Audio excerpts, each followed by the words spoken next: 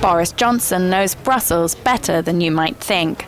Not only did his father work for the European institutions, but Boris himself covered Brussels for the Daily Telegraph from 1989 till 1994. Many think his Brussels-bashing stories contributed to the shape of British politics today. We talked to those who shared the press room with him at that time, including French journalist Quentin Dickinson from Radio France International. In this profession, one must be serious. Of course, you can have a sense of humor.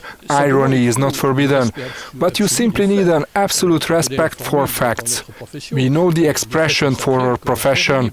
Facts are sacred, commentary is free. There was a lot of commentary, usually based on very few facts in Boris Johnson's work. Before we could go down. Boris, the last question, sorry. Commissioner Boris Johnson, Daily Telegraph. Could you explain in concrete terms? And this is the man who had to deal with his questions. Bruno de Thomas used to be the chief spokesperson of the European Commission, and he still remembers him for his personal style, but also his way of doing journalism.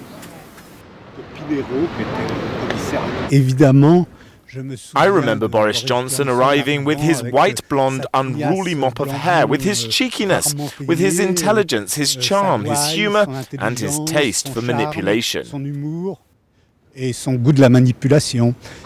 Just in front of the European Commission is a pub where British journalists used to meet. Its owner was himself a former journalist from the tabloid Daily Mirror. He remembers how the most serious newspapers were sometimes obliged to react to Boris's stories.